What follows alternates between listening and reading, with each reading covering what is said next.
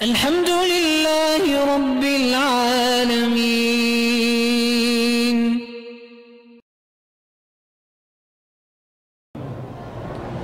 کہتے ہیں کہ اگر بیوی کو حمل ٹھہر جائے تو کتنے مہینے تک میاں بیوی آپس میں مل سکتے ہیں؟ آخری دن تک بھی مل سکتے ہیں جس دن ولادت ہونی ہو. البتہ کسی لیڈی ڈاکٹر نے منع کیا ہے، اس کے اندر کوئی نقص ہے، پھر احتیاط کرو، ورنہ شریعت میں تو کوئی منع نہیں.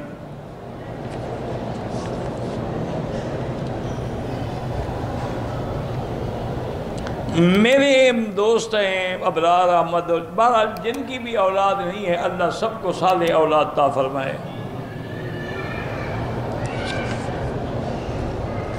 جن کی بھی اولاد ہے ان کو اللہ صالح بنائے، جن کی نہیں ہے ان کو اللہ صالح اولاد عطا فرمائے.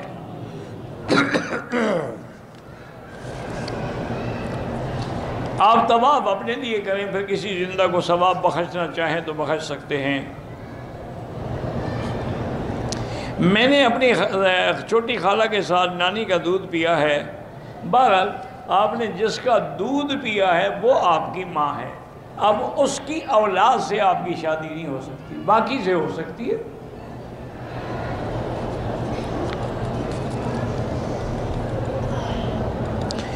میری بہن کی شادی کو 10 سال ہو گئے، اولاد نہیں ہے.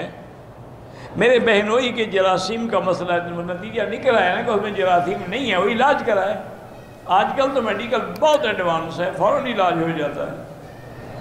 پہلے دور میں مسئلہ تھا کہ جراثیم نہیں پیدا ہو سکتے. اب تو اللہ کی رحمت سے میڈیکل میں ایسی دوائیں آ گئی ہیں کہ 3 مہینے کے کورس کرنے سے پورے جراثیم جو ہے اس کا عدد پورا ہو جاتا ہے.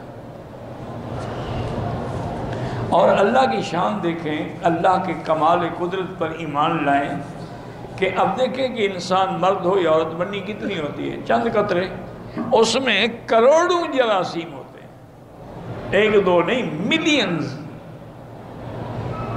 اچھا وہ اگر آپ نے دوربین لگائی ہوئی ہو نا تو نظر بھی آتے ہیں کہ بھاگ رہے ہیں. میرا لیبارٹری میں ایک دوست ہوتے تھے، پتہ نہیں اللہ عالم اب ہیں یا نہیں ہیں، تو ایک دن اس نے مجھے دکھایا کہ آئیں جی آپ کو میں آپ قدرت کا نمونہ دکھاؤں. تو وہ دوربین مجھے دے دی، میں نے دیکھو پھر وہ بھاگ رہے ہیں.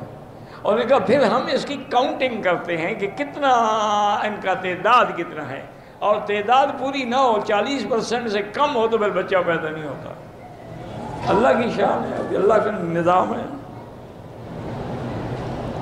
میری ماں کو وسواس کی بیماری ہے، نماز کی بھی 3 دفعہ نیت کرنے میں، بڑھاپے میں سب کو ہو جاتی ہے، کوئی ایسا مسئلہ نہیں ہے. لیکن یہ کوئی ایسی بیماری بھی نہیں ہے، اس کو عربی میں کہتے ہیں وسواس کاری. سائیکاٹرسٹ ڈاکٹر کے پاس چلے جائیں، ریکمنڈ کے دوائی دیں گے اب ٹھیک ہو جائے گی.